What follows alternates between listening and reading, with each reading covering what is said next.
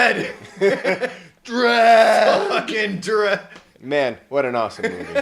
So God damn. it is sort of, well, I was going to say it's in a class by itself, but I don't know that I would go that far with it, but it's still just such an awesome ride as an action shooter. DREDD! DREDD! Yes. Uh-huh. Oh. Hot shot. Turns the guy into a Roman candle. That's right in the first scene. Should we introduce the show or should we just go? I think we did. DREDD! DREDD! We're talking about Judge Dredd with Karl Urban. Well, this is Not HPV. the one with Sylvester Stallone. Well, this is HPV. Oh, yes. Hello. Yeah. Well, welcome to the DREDD episode. DREDD. Yes. My name's Chris Pfaff, and I'm here. Yes, I'm Brad Havens, and I'm also here. And we just indulged gleefully in the action shoot 'em up that is Dredd. Yes, not to be confused with the 1995 Judge Dredd, which is cute. It's and it has sure. Armand Assante. It does have Armand Assante. I mean, and Rob Schneider. I mean, the cast with a cast like that, how could you go wrong? They did massively. Nobody likes that movie except for I think maybe you and me. Well, Sylvester Stallone likes that movie, I think, doesn't he? I mean, say what you want. They do have a giant parade for fascism at the end. So, yay, Judge Dredd. He understood the core of the story. But that's not what we're talking about today. We're talking about the... Fuck, I didn't even look at the year. 20-something. Yeah. Karl Urban, written by... that guy who did Ex Machina? Yeah, Garland. Alex Garland. That's it. Yeah. There you go. Yes. I got there. And you're much more on top of that than I am, thanks. We probably should have looked up the IMDb, but... Yeah, no, we didn't. Yeah, no. I'm not doing it now. No, hell no. It'd be we've embarrassing. We've already pot committed, so I say we just keep on rolling. You get what you get, folks. Yeah, so let's go free. through the movie. Fuck you. Yeah. So let's go. This isn't a lucrative deal for us. All right. Yeah. Well, so I guess first question then. What about this movie, Chris, makes it so fucking awesome to you? To me? Okay.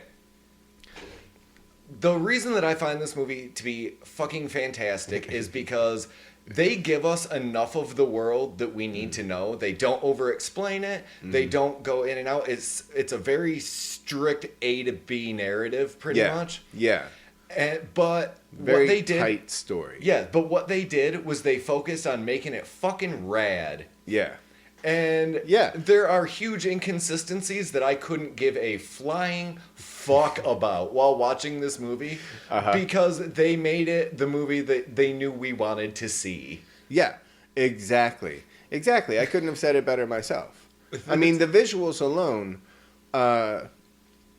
and just how tight the script is, the economy of the story, as you get into the special effects, like with the slow-mo and the things like that, you can really see the filmmaker kind of indulging the compositions of the shots and really, making something that was visually engaging, but also let you know what this stuff did. And then on the other hand, he had practical explosions of vans doing multiple flips into walls, and I mean, just it was great practical effects when it needed to be, and great CGI when it needed to be. And as far as the story, it's a very insular story, but they built out that particular world, but not the world around it, which I really appreciate, because they didn't make it too mythologized, nothing. They gave us exactly what was happening in this building. Yeah. Essentially. Well, we get a little bit at the beginning and end, that bookend the film to give us an overall view of the world, but they don't go into exactly what happened. Why there is this forbidden earth that they can't travel out on. Exactly. Which, again, Judge Dredd, I think, made the huge mistake of doing, because they had to go from the mega city to the penal colony, and then they get shot down. And you're talking about the Stallone abomination again. Well, Hollywood adaptation, I'm sorry. Well, what I'm saying is that's where they fucked up in that movie. In this movie, they kept it very insular. They let us know exactly what world we were living in within this isolated incident. Well, to continue with the comparison of the Stallone movie, I think that phrase alone, the Stallone movie, is what needs to always be sort of bracketed in there for why the story is the way that it is and why it looks the way that it does. Because it was very much his project as an A-list action hero at that time. And so you see a serviceable action formula for that era. But it's lacking any cohesiveness as a story, because that goes fucking off the rails. Hey, with people liked big and explosions and then weird, big threatening robot fights at the end. I mean, sure, it just got all the ridiculous. kids are clamoring for Armand Assante. Well, the toy line failed. That is true. But I mean, but so okay, circle back to Karl Urban. Now, we actually, before the movie started, we're talking about how, just by comparison with the Joaquin Phoenix Joker movie, how that movie introduces us to the world by a bunch of gritty shots of a dark city, but it also has this radio with this news update that's talking about the trash and all of that. In DREDD, with Karl Urban, as you noted, it's bookended by Karl Urban's sort of narrative of this larger world. Yes. And then this finite world where this action takes place within the... So we've got our world building established, taken care of within the first 3 minutes. And I just fucking love the way he suits up. The lawgiver gets, coded to his hand, and we see all of that. We're given this gigantic world, but all we're presented is a microcosm within it. Exactly. But the establishment of the world building takes place in a simple narration at the beginning that's done by your main actor. So you're already sort of getting into his head of how he views this world. Yes. Through this very practical, cut and dried, black and white. Yes. Yeah. And very fascist in a way, shall we say? Oh, a very fascistic society. But like you and I were noting too, I love that the inciting incident is an accident. Yeah. They get a call and they say we can respond to about 6% of calls. Which one do you want to go to, rookie? Yeah. And that percentage is just devastating. Yes. We can only respond to 6% of the emergency calls. Flip a coin, pick one, any old thing, because it, we'll get there. Yeah, maybe. Yeah, exactly. And so they stumble into peach trees. Yes. Which I assert she chose for the relatively innocuous name. But we're also given a pretty cut and dry explanation as to why the rookie's with him as well, which I think is pretty... Yeah. And again, the setup of the scene, though, is so she's isolated on the one-way mirror, and she's asked to do an assessment of the people in the room. So blindly, she's the audience.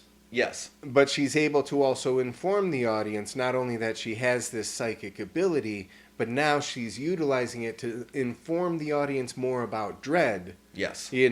Okay, he's angry, yes. But he keeps it under control. And when she starts getting in, deeply into his personality, again, instead of mythologizing all this and letting her go on and explain who DREDD is, the commanding officer cuts her off. Yeah, okay, that's enough. Yeah. Yeah. And I think, again, that's really brilliant because we get enough insight that we need into DREDD, the character himself, as being just this stone-faced monolith of justice. Yeah. And we're given just enough to know that, he's a hothead. No, he's a hot shot. He's a hot shot. Yeah, fuck, I fucked it up. But, no. But we know that his ideology is so strong because just in the dialogue with the commanding officer, this rookie has failed every test. And he's like, so what she's doing in a uniform? Yeah. Right? Yeah, he's almost mad that they're putting her with him.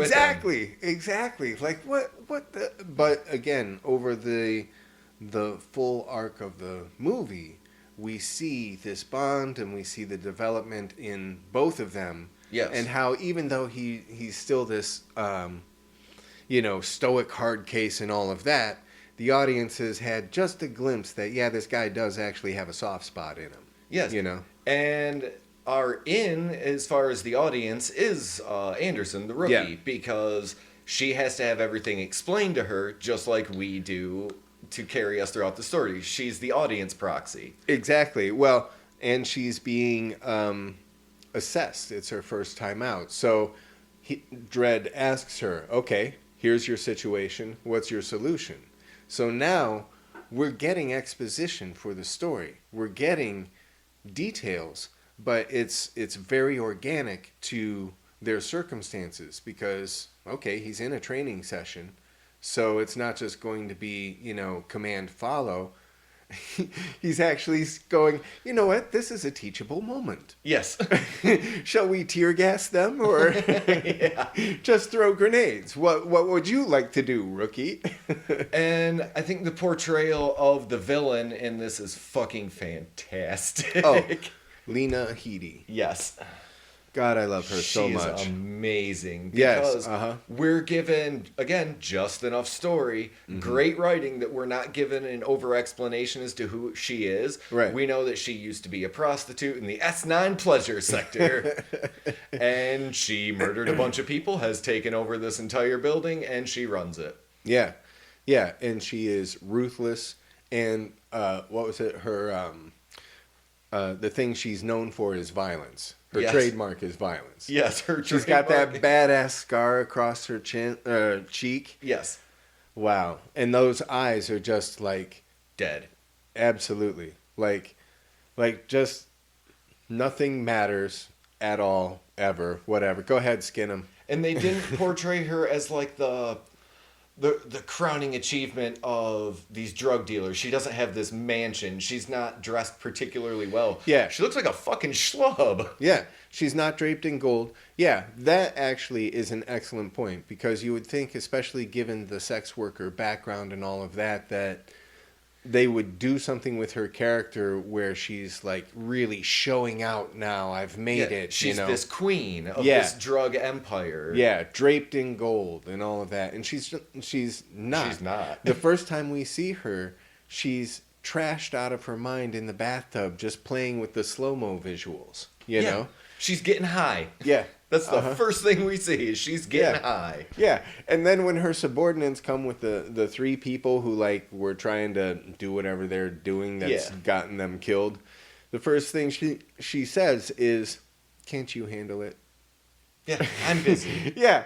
I don't give a fuck. You know? Yeah. And what do you want to do with them? And again, her delivery of everything is so apathetic when she just says, I don't know, skin them, throw them off the balcony. Yeah. Yeah. Should we hit him with some slow-mo first? She just goes, sure. Yeah. I don't care. She gets the joke and is like, go ahead, have your fun. Yeah. You know? Man, ruthless. It's ruthless. So good. I love her so much. Oh my God. Woman after my own heart. So, anyway, then where were we? So they arrive at Peachtree's. I just can't get over that your kind of woman is a ruthless murderer. Yeah, well, there's a certain sort of intrigue in that kind of danger. But what also is kind of fucking cool is that she's actually like still gorgeous, even with this gigantic scar and her ruthless fucking demeanor. Yeah. And everything. She's still like this gorgeous woman. Yeah. Like, see, I think that it's one of the things that's really kind of compelling about watching her is because her charisma is so strong that even though, I mean, they even make up her teeth so that they're looking all scraggly and nasty, right? And even so, there is something about her poise, her demeanor, just her disinterest in general. Yeah, that is magnetic. Exactly. I mean, fuck. I'd be one of those guys in her gang that I'd be like, okay, whatever you want, Mama, I don't care. Yeah, I think we forgot to mention her name is Mama. Mama, yeah, Madeline Madrigal. Ah, Yeah. God bless her. And so it's the Mama gang. And again, that is one of the things that throughout this movie that I really like is they're not afraid to just be kind of stupid and silly as well. Yeah. Uh-huh. Because we've brought up a lot of I don't want to say serious and deep points about, character structure and writing structure, but they're not afraid to just be kind of goofy and weird. And it really... Well, especially when Judge Dredd, this hard ass, starts cracking jokes. Yes. And you're like, wait a minute, did he just... Yeah, he did. He just pulled a fucking one-liner. I can't believe he just did that. Yeah. I mean, just from that opening scene and the way it's set up, even though he takes out that guy in kind of a, what might say, whimsical way with the hot shot, he's still so hardcore in his performance that you don't expect him to be sitting there making jokes. You're the psychic. So what is the functionality of the hot shot bullet? Well, let's see because now. we haven't explained it, but he shoots a man in the head and it starts his entire head on fire. Well, okay. That's just a round that he has available to him. I would speculate, given that he fired directly into the guy's mouth and the guy's entire face lit up like a Roman candle. Yes. That it was probably a flare. And so the speculation is, say he was in a high-density area, smoke or something like that, and he has to physically throw up his position for whatever aerial is coming in for him. So right, he'd have this fair. as a flare to go up. Just because that gun also shoots, what is it? Magnesium phosphate? What is that? It essentially shoots fireworks. It rains fire from the sky. Rains fire that's white phosphorus, that's what it's called. That just instantly sets people on fire the minute it touches their skin. They're jumping off of balconies because otherwise they're dying a horrific death, burning to death. And Judge is just sitting from the balcony watching him, and flames are reflected in his shield. It's so good. He's such a badass, dude. So, man, I can't say enough about the cinematography. Yeah. Just Yeah. the way this movie is shot, when you would hear that, they're making a Judge Dredd sequel or reboot or whatever you want to consider this, would you think for a goddamn second they would have put the effort that they did into this film? Because I would have said, man, I don't want to go watch a fucking Dredd reboot. The first one was a piece of shit. Well, then you go in and you watch the fucking care that they put into this movie, because there's no way this was like $150 million movie. Oh no, hell no. This was a mid-budget at best.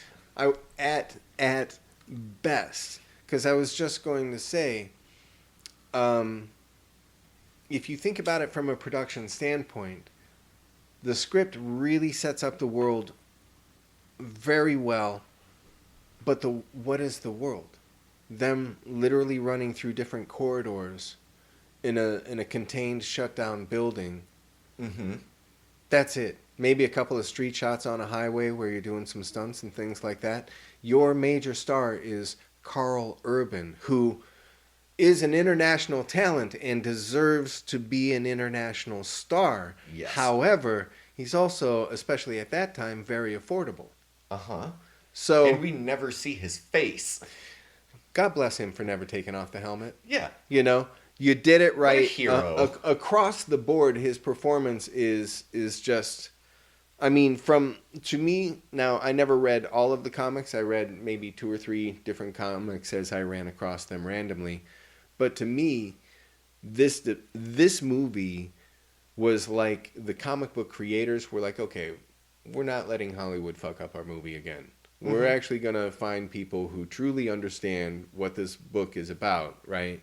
We'll get the budget and we'll do it right, And so they focused on what brought the fans to the character character to the fans, however you would say that, you know.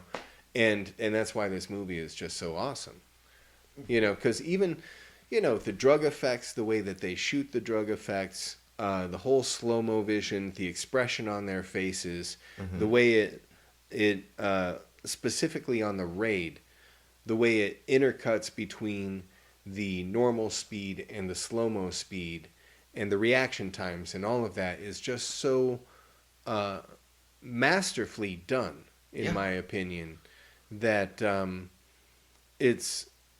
you're just taken on this ride and you're like, holy shit. And the carnage is just wonderful. Because people compare this movie to The Raid, but I think the difference between this movie and The Raid is this movie slows down. There is a drug called slow-mo. Yeah.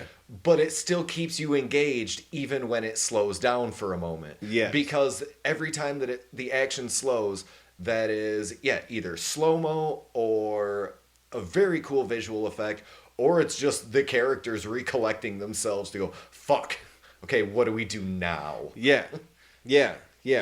And again, Anderson is a great example of providing the audience viewpoint as everything just starts to progressively, the stakes get higher and higher, you know. So that bit where she gets captured. Yes. And they're in the elevator going up.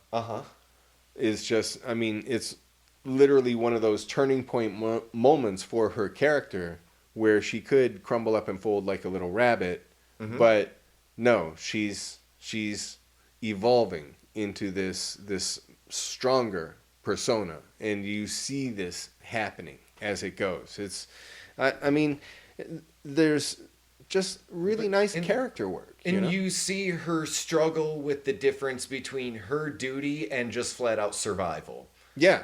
Because that first time that she has to execute a perp, she is fucking distraught over it. Yeah. And that is when you start to see her character breaking from, I'm really trying to ace this exam, to, fuck. Yeah. I don't want this life. I really don't. Yeah. But also, I need to survive. And also, I'm still kind of considering this job because she's still following DREDD. Yeah.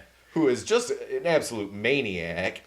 Because every time they find some sort of respite, it's his idea to, nope, I'm going to go head back out and I'm going to go solve this case. Yeah. Yeah. Well, again, there's the point where he goes, okay, rookie, assessment. Here's the situation. What's your solution? Yeah, what do we do? Yeah, and then he says, okay, so your options are defend or hide. And she's like, well, yeah. Yeah. And he's like, no, let's go get her. What about attack? Yeah. He's like, what? Yeah.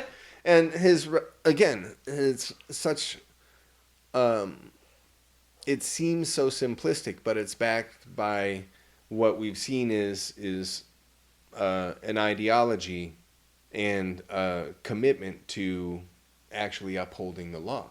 Yes. And he just simply says, well, she's guilty and we're judges. That's it. You know, that's the end of the discussion. Yep. You know. And there are so many points when you can tell that this job has just ruined DREDD. But he's still bound by this strange sense of duty. It's very strange. I am the law. Oh, yeah. You know? They do the line, and I couldn't have been happier about it. Gleeful. Just, yes. Yeah. So, just to illustrate the stakes, I guess, of what happens in this film, because we've been jumping around. Over. They show up to investigate these 3 bodies that have fallen from the heavens. Yes.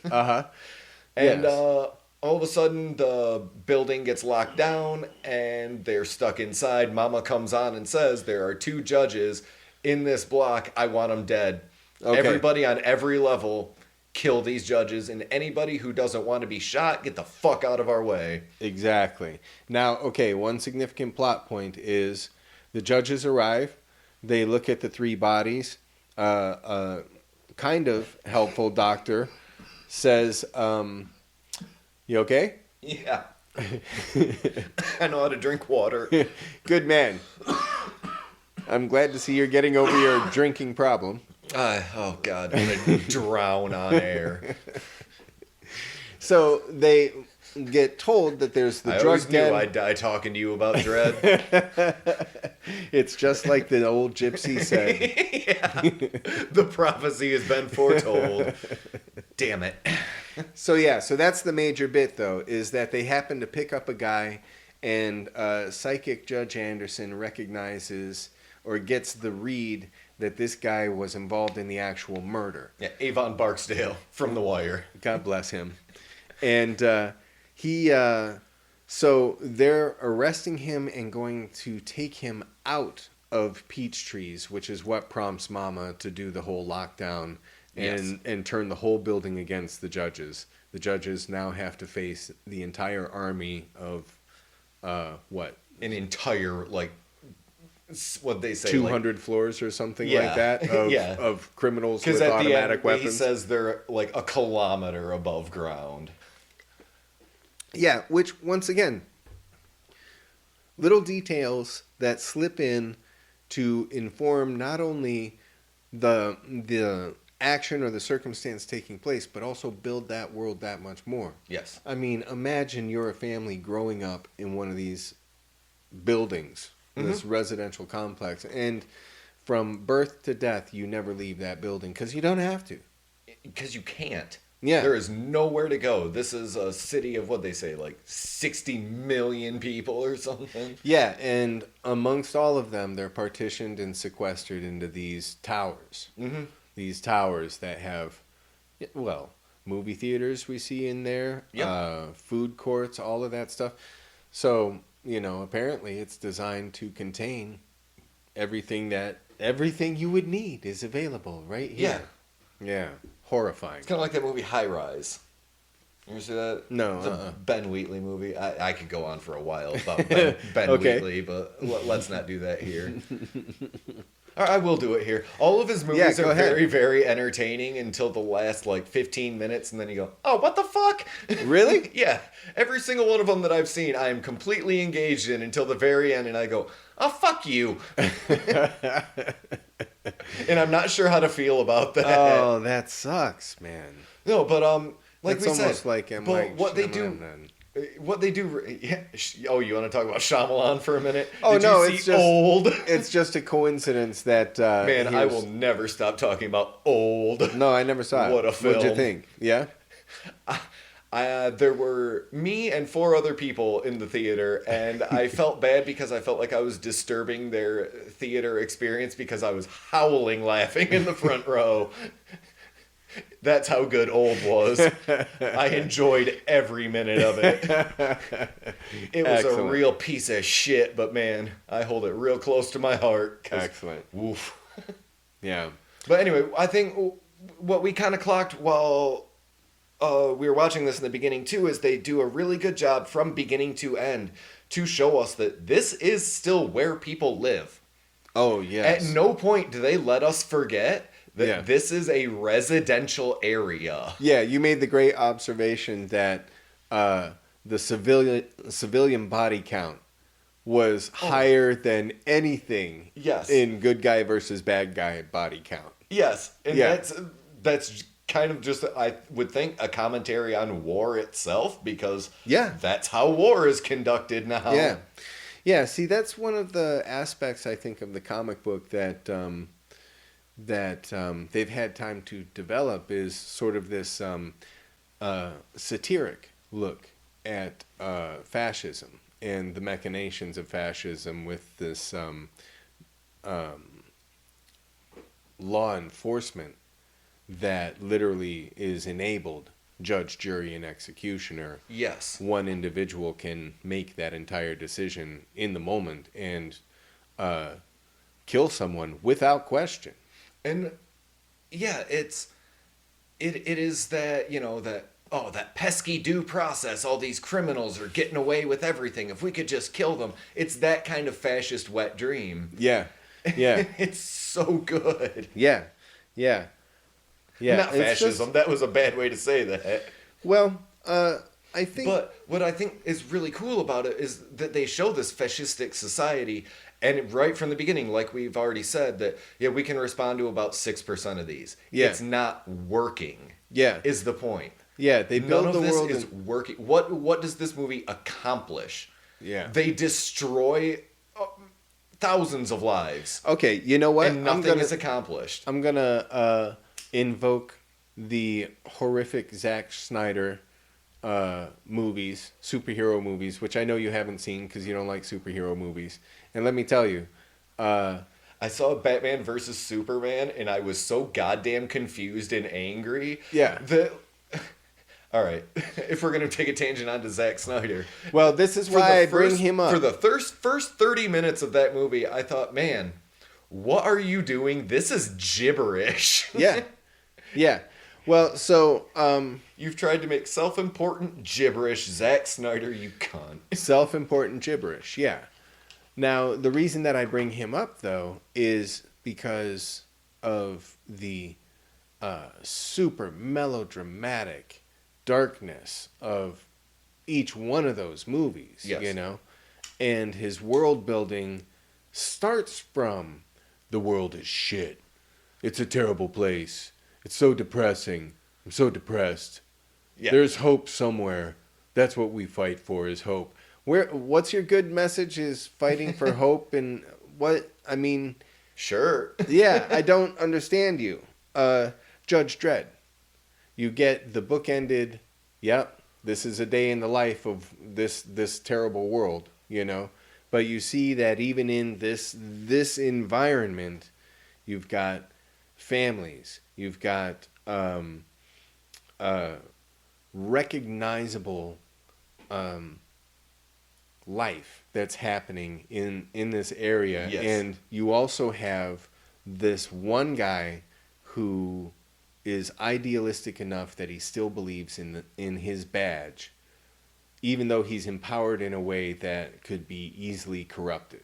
And even though he is just a destroyed individual, yeah. as a person, there is no way that Dredd is a cool dude to hang out with. Well, there's no way that he's got a girl at home and, you know, kids and things like that. Now, I don't know, comic book fans, maybe I'm wrong about that, but just the way he's depicted here, it's like maybe he's got, you know, people that he talks to, but in terms of like someone who he lives with or anything like that, he no. doesn't have friends. Yeah, I think he literally is he has, as an individual, decided that he will be the physical embodiment of the law. He is his job. Yeah, he is 100% his job. That's what he is. Do you mind? Yeah. Beautiful. And glad we did that on air. Yeah, well, you can edit it out. No, I won't. Good. Anyway. Sorry, I didn't mean to interrupt you. No problem. But I was done. I mean, it's one of the things about his performance that, once again, I give him credit for. He leaves the helmet on from start to finish. You see him suit up. You see how he tactically manages situations and even patches himself up. I love that scene where he's just been shot. He's probably still got clay inside him, you know, from the wall. And he patches himself up and just frowns a little deeper. Then he stands up and they reload. So I have one more thing to say about the fascistic society in which they live. Sure. I find the scene where they break into the woman's apartment very, very interesting. Because Dredd and Anderson have their suspect, Avon Barksdale, and they are essentially being headed off in a hallway, and Anderson uses her psychic abilities to know who's inside this apartment. She says, "Kathy, let us in, let us in." Woman opens the door very confused. She barges in and immediately puts a gun to her neck. Yeah. And says, with her hand over her mouth. Yes, we are going to hide here. You are going to let us. Yeah. And what the character does in the apartment is pretty much, even though Anderson can read her thoughts, she tells them, "I will tell you how to get out of here. I will, so long as you leave me alone." Yeah. I will assist whatever you need. Just go away. Mm-hmm. And that is such a perfect commentary on just the society in which they live, that I don't care about any of this. I'm just trying to survive. I'm not a political whatever. Yeah, my husband or boyfriend or whoever is out looking to try and kill you. Yeah. I just want you away from me because I don't want you to hurt my family. Yeah. Yeah. Absolutely. Because the implied threat whenever you see a judge is that they will find some reason to arrest you. Yeah. That's the implied threat. Or kill you. Even after, well... they are allowed to kill you. Exactly. The very first scene, he blasts that guy's face with the hot shot, right? Uh-huh.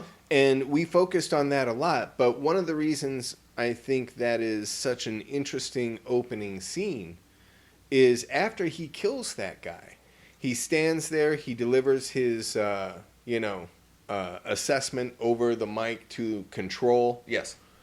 And the woman is just sitting there, and she says, "Thank you, Judge." Right? Yeah. And she says it in such a terrified way that she's like, "Please just let me go." Yeah, you just set a man's head on fire who was holding a gun to my head. Uh-huh. You risked shooting me to shoot this man, and then his head melted. Yeah. Uh-huh. Thanks. Well, no, I get what you're saying. Don't arrest me for anything. Yeah, I didn't do shit. Can I please go? Thank you for murdering this man in front of me. Yeah. Please let me go. Right? That is the type of society that this is. So establishing that. And you hear over the PA that, like, oh, the food court's shut down. It'll be open again in 30 minutes when we're done mopping up all this blood. Yes. Life will go on. Yeah, man. Just the clinical sort of, response to it, Very corporatized in a way. Yes. You know what? We understand you may have seen some violence. Trust us, we're working on the problem, and in 30 minutes it'll be right as rain. Yeah. Mm-hmm. Like, everybody in this world is just suffering from massive PTSD from seeing massive amounts of violence every single goddamn day. Oh, yeah. Yeah. I mean, imagine, they established that the Mama clan basically started on one level of the building and worked its way all the way down, taking out every other clan over a period of a couple of months. Imagine. Mama's application for an apartment was approved. Yep. Uh-huh. Yep. She got her cosigner. Yep. And off they went, taking over the rest of the building. But so they established that there must have been months of just brutal violence, and capped off by these 3 bodies, which once again, Rookie Anderson just randomly selected to go out on this particular case. Yeah. So there were other options available. Yeah, there was no reason to go to Peachtree's. It just happened to be this was significant enough of an event to just, all right, we'll check it out. Yeah. And the guy at Peachtree's even says, like, oh, we don't get a whole lot of judges around here. Yeah. Yeah, and then Karl Urban, totally badass. Yeah. Well, you got one now. Oh, man, Karl Urban's frown. Oh, it's perfect. What a hero. Man, when he gets shot, right? And he's just gritting his teeth. Oh, that grimace. It's like, the frown just expanded and then contracted. That's what we get from Karl Urban. And juxtaposed with that, with the other judge who we get the exact opposite, we get a big smile on his face. Yeah, well, and it's just those little attention to detail in the filmmaking that, like, man, or like you were pointing out in the beginning after Mama makes the announcement and all the halls just clear. Yeah. And there's the basketball in the hallway. Yeah. Yes, little touches like that with the filmmaking, the attention to those minor details which become so significant because what does it remind you of?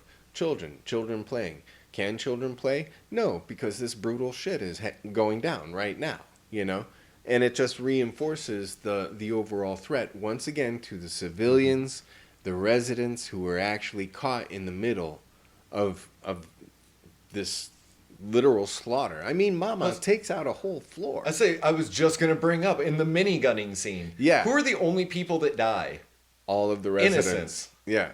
Yeah. Neither of the judges or Avon Barksdale, or Right. obviously none of Mama's gang. Right. Not are until shot. the shooting stops. Then No, they bring out like 3 miniguns and just decimate an entire side of this fucking... Yeah. Yeah. And I would like to emphasize, once again, 3 miniguns. Yes. That they bring out. Not one, which would have been, you would think would have been devastating enough. But no, they decide to take out the entire side of that building.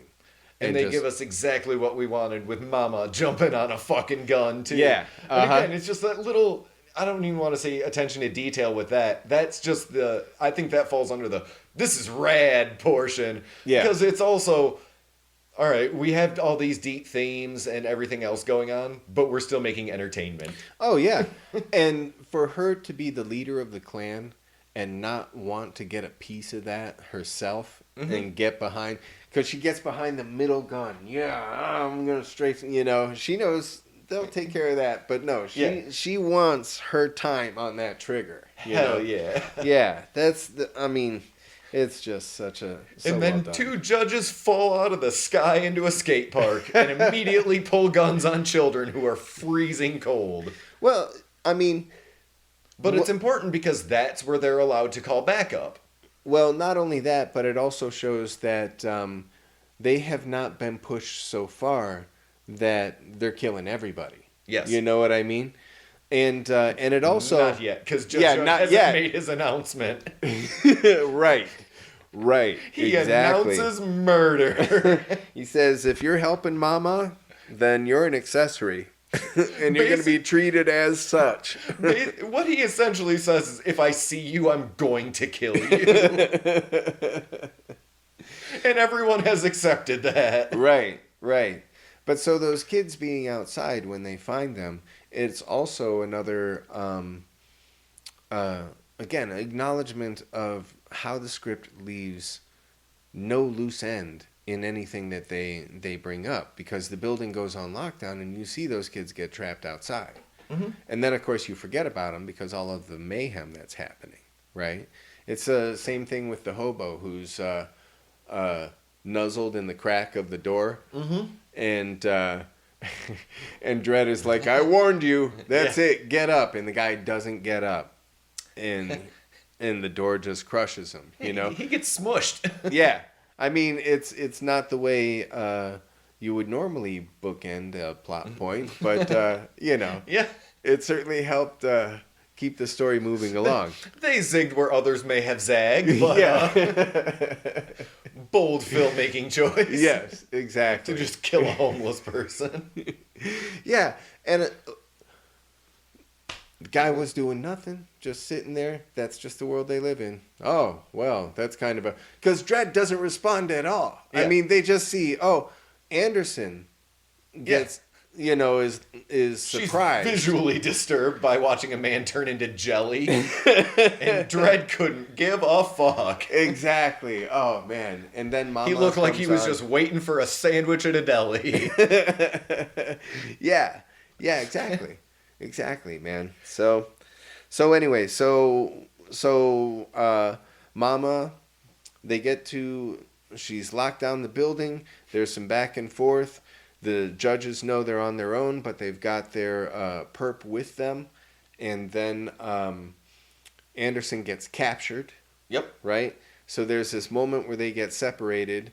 And that's the moment where DREDD sets, 10 guys on fire? Oh, with the when he rains fire from the heavens? Yes. DREDD makes his own announcement and cleverly... rigs the PA system so they think he's at one when he's really at another. And he hangs a man's body up as bait. Yeah. Knowing that they're going to shoot and kill this guy. He's just like, okay, here's another guy for you to kill. So, so he's already judged. Dude, and it's the everything that I want to see in a movie. It's a trap moment. Yeah. Yes, and exactly. He walks into frame from a level or two above them. Mm-hmm. I forget what he says to his magical gun that he has. incendiary. Oh, yes, it is incendiary. Yes. Yeah. And then shoots essentially what looks like a firework at them. Yeah, because it starts incredible. in one... It's almost like the Jericho, if you knew the Iron Man movie, where the missile flies out and then separates into all of these others. But it's not a missile that he fires. It's a ball of white phosphorus that just leaves this glorious trail and burns up everything. Man. It's insane. It's insane. And he watches, again, the flames are reflected in his visor as he watches them burn with his frown on his face. It's so good. So one of the things that I also really, really like is, if we're talking about attention to detail too, is when they know that there are more judges outside, Mama says, no, just shoot him a bunch of times, and grabs Avon Barksdale and explicitly tells him, that means no rape, no torture, none of that shit. Just shoot him. Do you hear me? Says, yeah. And she says, do you fucking hear me? Because she's already mad at him about having been captured. Because she tells him, like, if I hadn't lost so many people today, you would be dead right now, but I need everyone I can get. Yeah. Yeah. So just do what I fucking tell you. Don't rape or murder. Just shoot him a bunch. Make it look like a drug deal gone bad. We'll be fine. Mm-hmm. Mm-hmm. Well, again, tactically, it shows why she's the boss. But he doesn't get a chance to rape or murder her. Yeah. Which, of course, frustrates him. What a fucking scene. Poor guy. Poor gang not being able to just destroy her. She spin kicks him in the face, and it rules. It's so awesome, dude. So awesome. Again, they're not only telling just like a cool insular story, but they give us everything that we wanted to see. Oh, man. As she's escaping, she suddenly is like elbow smashing 2 or 3 guys, grabs the one guy's gun and blows his face off. Yeah. I mean, over like 3 or 4 rounds going through this guy's head, his face sequentially blows off. But before that, like, we've seen a lot of gunplay, but we haven't seen any martial arts. Have her spin kick a dude. Yeah. Hell yeah. Yeah. Do that. Well, it emphasizes once again that she may have been naive, but she was not frail. Yes. You know, she was capable. And when she decided to actually use her training and become that capable person, that training was there to back her up. So she could spin kick somebody and knock them. I mean, all right. That's so awesome. Brad? Yeah. Can we talk about the best part of this movie? Go. The throat crushing. Oh, yeah. Man. Joke on that. So, DREDD is hand-to-hand fighting with another judge that has shown up who's on the take. He's there to get rid of DREDD. Yeah, so let's introduce that bit real quick. Mama is losing people left and right. They know that DREDD is serious. An unstoppable killing machine. So they call 911. And 911 is 4 dirty judges who are on the take, who are for hire, and they're paid $1 million to kill Judge DREDD. Mm-hmm. So they get into a hand-to-hand scuffle after an argument that judge could have easily gotten out of, because the prompt is, you said I called, why didn't you say there were 2 of us? Yeah. The other judge could have just said, like, oh, sorry, man, I misspoke. Oh, yeah. That would have been an easy out, but instead he screams into his fucking... Yeah. Lewis, come here, help me! Yeah. And then, they get into a hand-to-hand scuffle. The other judge is choking DREDD, and DREDD gets the upper hand and absolutely crushes his throat and delivers the best line in all of cinema history. Yeah. Choke on that. Yeah. Which, okay, we had a long discussion. Imagine that as, regardless of what you have done, nobody deserves that death. To have your throat crushed with a karate chop. Like literally dented in. Yes. It's not just crushed, it's full on dented in. Like you can see the divot. His throat is concave. And he's just standing there. As that happens, and the shock of what has just happened to you is so suddenly setting in that you are going to die, the words you hear before you die are, choke on that. Yeah. And it's because... The irony cannot be lost upon you in your dying moment. Yeah. And it's amazing. Well, and because your throat is crushed, you can't reply. No. You can't do anything. You can just sit there and go, you bastard. Yeah. Inwardly, knowing that you've been punked on your way out the door. Yeah.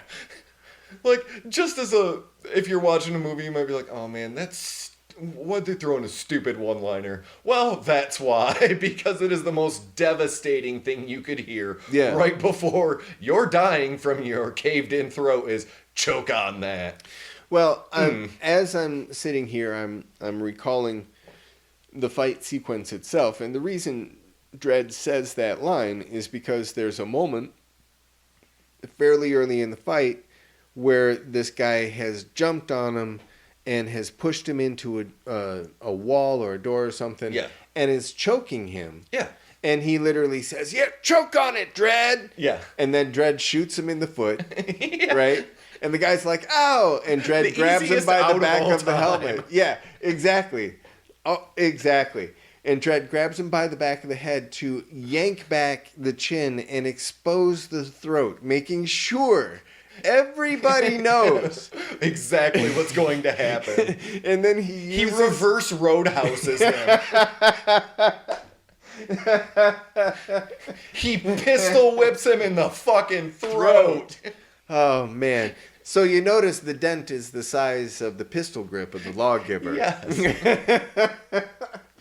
It's that attention to detail that I admire. Oh, such a great movie. So then Dredd is suddenly aware, of course, that now there are dirty judges who are out there and hunting them. Uh-huh. So not only does he have to get back to Judge Anderson, hopefully she's still alive, but now also he's got to figure out who's the good guy, who's the bad guy amongst the judges. And he, of course, true to form, just assumes they're all bad guys. Like he should. And then there's the great shootouts. And Anderson is free by this point, and she runs into one of the dirty judges. I was just going to say, can we talk about the Indiana Jones moment?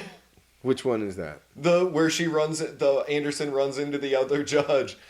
Because the other judge said something about, like, I'll find her, I'll raise my gun or something, and she'll hesitate, I'll shoot her. Because she knows she's a rookie. Yeah. But she clearly didn't read the dossier that says she's a mutant. Right. So before anything can happen, Anderson just shoots her fucking dead. Yeah. Uh-huh. It's the Indiana Jones with the sword gun moment. Yes, like, it is the most anticlimactic Except there wasn't a group of people to cheer. Yeah. They run into each other in this hallway, and the judge thinks that she has the drop on Anderson, but Anderson just uses her mutant powers, just murders her dead. Just completely anticlimactically. And boom, we move on. And cut. Notice, she never says a word either. She just uses her psychic ability, and the other judge is like, Rookie, drop your gun! And she's just like, nah. Yeah. Doesn't say anything, puts 3 rounds in her chest, drops her, So you see her progression. She's no more naive girl. She's full on assuming the mantle of judge at that point. Well, I would see it more as her being in survival mode. Yeah. Oh, absolutely. Because, all right, we should probably step on the gas here. Yeah, okay. Mama's death. She attaches a biometric meter, a reader, I'm sorry, that's connected to her heartbeat in these explosives. Mm-hmm. It is a situation we have seen hundreds of times. It is a fucking James Bond moment. Death switch, yeah. Mm-hmm. But they do it so well that there are so many things that you could say about this movie that, man, that's dumb. But they do it so goddamn well that I don't care. Yeah, yeah. But, again, Judge Dredd and his straight cut to the chase solutions.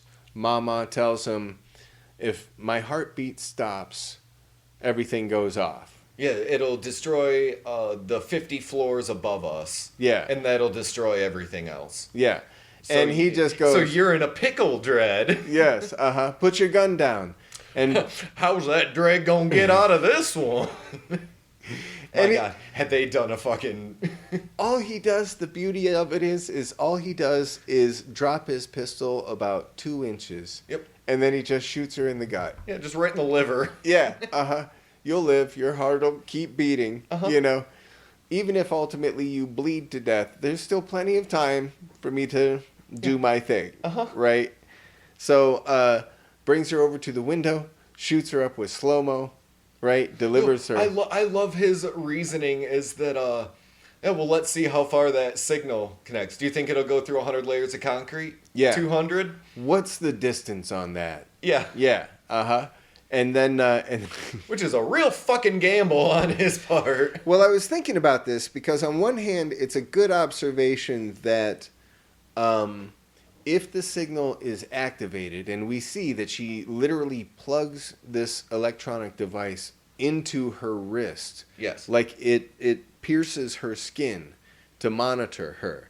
It's not like a freaking iPhone Fit, you know, or anything like that. It's actually in her skin. So the trick, of course, is her heartbeat ending. Now, if that thing is switched on, like you pointed out, it should be that if the signal disconnects, then boom. That would read as heartbeat as stopping. the heartbeat stop, right? But if it was simply rigged to the heartbeat stopping, then that's a separate signal that it would send. Like, because you see the device after she's hit the ground and gone splat, you see it go from the blue to the flashing red, indicating heart stop. Right? Well, I thought that was like a signal loss because nothing Well, blew up. like Because if heart it was stop signal goes out, right? But that's that one. So, so in other words, it was simply programmed to be like instead of just an A or B, it was programmed specifically for that heart stop signal. So the disconnect of distance. That's fair, because if you walk away from your doomsday device to take a piss, you don't want to accidentally blow yourself yeah, up. exactly. All right, yeah. Something like that. I was going to microwave a hot dog and 50 fucking levels of this building exploded. Yeah, because, well, you know, I think about technology and the way that they've established this world. For some reason in my head, a lot of stuff seems like it would be very sort of makeshift, you know? And again, while I think you're absolutely correct that the most simplistic thing would be if you lose any part of the signal, boom, off it goes. But then again, I could kind of see someone be like, okay, heart stops. Okay, here's your device system setup. It's done. You know, don't kill me, please. You know, that kind of thing. And it'll only go off if your heart stops. Okay, all right, good. That's it. You know. Mama's death is fucking fantastic, though. It's so beautiful. The way that it is filmed is goddamn incredible. Because it gives us this completely apathetic to violence, or I guess really anything else around her, flowing downward towards her death in a hail of shrapnel because she was thrown out a window. Broken glass, yeah. Yes. Yeah. And the smile on her face is, again, it harkens back to, well, what was accomplished? None of that mattered. She didn't give a fuck about death. It's not like she did anything to really even try and avoid dying. And she looked rather happy about it. She was a true fallen angel. Fuck you, Brad. Fuck you right out the door. She's so beautiful. The way she embraces her last few moments. I mean, I love the bit how the judge is like, okay, you've been sentenced, you're going to die. You know, do you have anything to say? And he has already hit the pump on the slow-mo, so the smoke is at her mouth. Yep. Okay? And all she does is inhale. And he goes, defense noted. And then chucks her out the window, right? Mm-hmm. what a badass way to go. And as she falls, we do see the smoke coming out of her mouth as well. Yeah.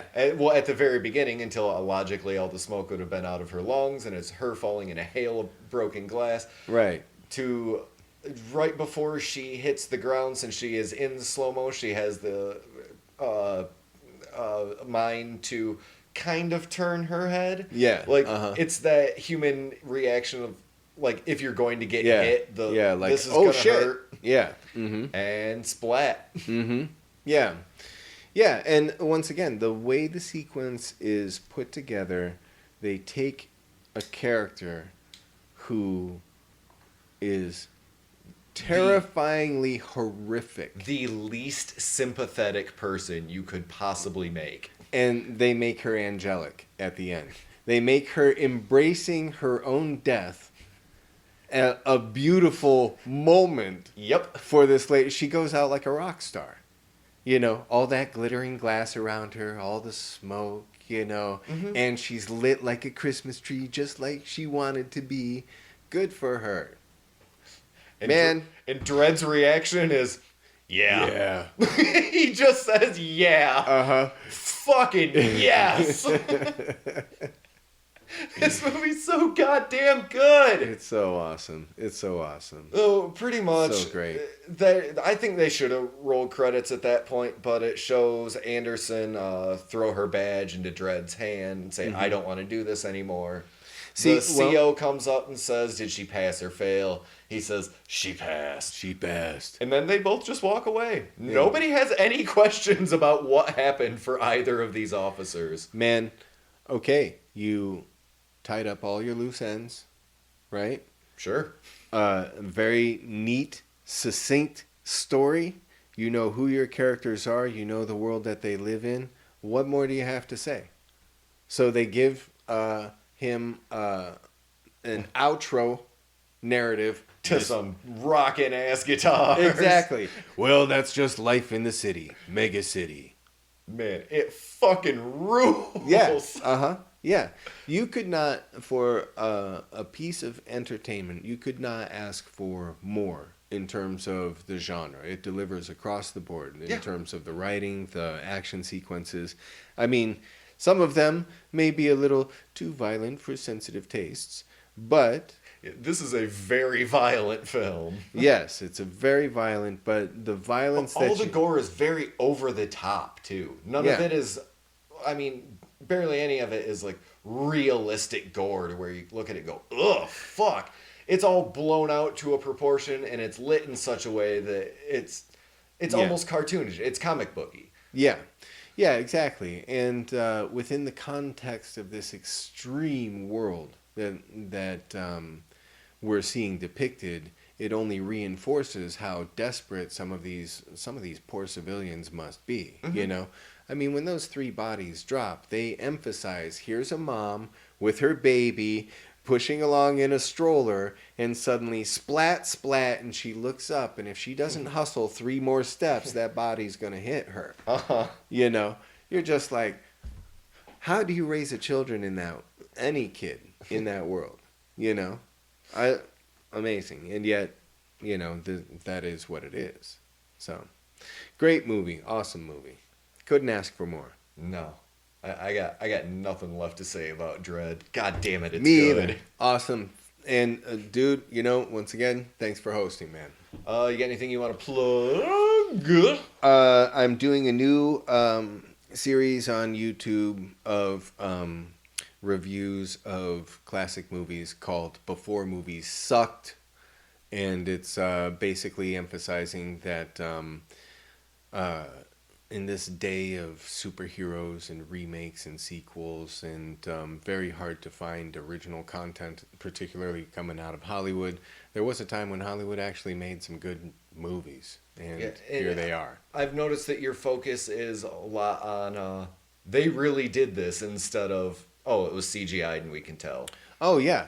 Well, I'm a big fan of practical effects. I don't know if you know this, but for some of the time that I was out in California, I was getting gigs doing stunt work and things like that. So my friend Nick Planico God bless him, would bring me out on shoots all the time. We worked together quite a bit, and this was a guy who was very knowledgeable, very experienced, and his forte was car crashes and things like that. So we just, I mean, the guy set me on fire probably 3 times, 3 separate occasions. You know, I'm in, the band Hollywood Undead? Not really. No. Well, I'm in all of them. Yeah, okay. I'm in one of their videos. Oh, being bitchin'. set on fire. Yeah. Sweet. So yeah, Nick Planico, beautiful guy, and one of the things that we always talked about was the types of movies that we would be making, and the guarantee was that it would be practical effects. You know, if we were doing CGI at all, it would simply be to add accents to whatever we were actually doing. But I mean, in terms of blowing things up or doing car crashes or guns or any of that stuff, we were ready to go, So whenever I see this stuff, and especially like a good accented CGI effect is Joke on That. Mm-hmm. Where you actually see the divot of the gun in the guy's throat. That's, oh, God bless them. They knew where to spend their money. What a bunch of heroes. So yeah, that's it's called Before Movies Sucked. It's on YouTube, and I'm also working on a few things here and there that hopefully starting in January I'll be able to actually manifest, and I'll get into that as it becomes real. So Bitchin'. What about you? What else you got coming up? Stuff. Something about a calendar. Yeah, we got calendars coming. You have calendars coming. Hooray, it's official. Again. We did it. Yep. Pictures have been selected for the individual months. Is that true? Yes. Okay. Are you a fucking reporter now? Dude, I'm helping you sling your merch, man. What are you, a fucking cop? Well, yeah, no. We're around. If you're hearing this, you're doing all that we really need you to do. Yeah, that's true. So on my end, anyway. Yeah, so look up our stuff because there's always more stuff that's out there. So. Oh yeah, I wrote a Jeopardy style movie quiz game that I'm trying to get some contestants for. Excellent. All right. Cool. It's real stupid. Is it? Oh yeah. Perfect. But yeah, that's about it. Is it going to go into the horror vomit thing, or is it a separate show? Oh no, it's just a one-off, dude. It took me like 3.5 hours one night. I'm not writing another game. Excellent. Well, I admire your commitment to your craft. Yeah, I did it once. It's fine. But all right, let's be done with this. All right, thanks for listening, everybody. Bye. Bye.